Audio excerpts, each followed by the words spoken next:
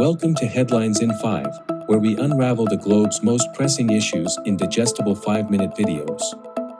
Here are today's top 5 news headlines. 1. Israel-Gaza conflict intensifies. The crisis between Israel and Hamas intensifies as Israel forms an emergency unity government, pooling political forces to fortify their stance against Hamas. With over 300,000 reservists mobilized and a ground invasion looming, the region braces for large-scale assaults as the world watches anxiously. Israel is at war. We didn't want this war. It was forced upon us in the most brutal and savage way. But though Israel didn't start this war, Israel will finish it. Hamas will understand that by attacking us, they've made a mistake of historic proportions. We will exact a price that will be remembered by them and Israel's other enemies for decades to come. The savage attacks that Hamas perpetrated against innocent Israelis are mind-boggling. I want to thank President Biden for his unequivocal support. I want to thank leaders across the world who are standing with Israel today. I want to thank the people and Congress of the United States of America. In fighting Hamas, Israel is not only fighting for its own people, it is fighting for every country that stands against barbarism. Israel will win this war. And when Israel wins, the entire civilized world wins. 2. Russia suspected in Finland pipeline damage. NATO member Finland reports deliberate damage to its gas pipeline, with suspicions pointing to Russia, reflecting escalating geopolitical tensions in the region. We will also address the incident in the Baltic Sea with the damage caused to critical undersea infrastructure.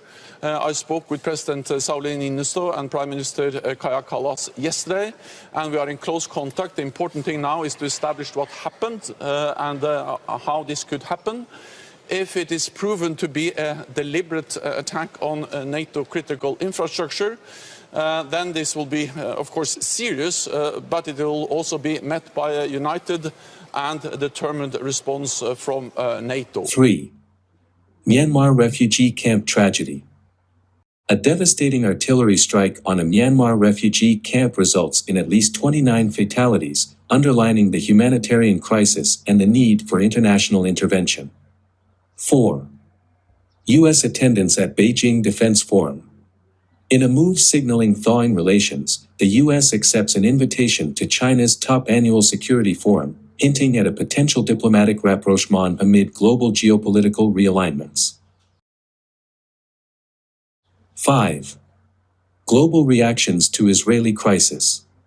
While many Western allies like the U.S. and European countries condemn the Hamas attacks, expressing solidarity with Israel. So in this moment, we must be crystal clear. We stand with Israel. And we will make sure Israel has what it needs to take care of its citizens, defend itself, and respond to this attack. There's no justification for terrorism. There's no excuse. Hamas offers nothing but terror and bloodshed with no regard to who pays the price. The loss of innocent life is heartbreaking. Like every nation in the world, Israel has the right to respond, indeed has a duty to respond to these vicious attacks.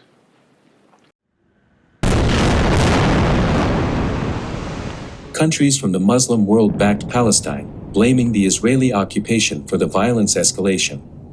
Iran notably supported the attacks, terming them a proud operation. World leaders converged in their call for a ceasefire and de-escalation amidst the surging conflict. I'm in continuous contact with leaders in the region, with an immediate focus on several key priorities. We must avoid spillover of the conflict. I am concerned about the recent exchange of fire along the Blue Line and recent reported attacks from southern Lebanon. I appeal to all parties and those who have an influence over those parties to avoid any further escalation and spillover. That concludes today's headlines. Stick with Headlines in 5 for more insightful analyses on global affairs. Subscribe, like, and share to stay updated on the globe's most pressing issues.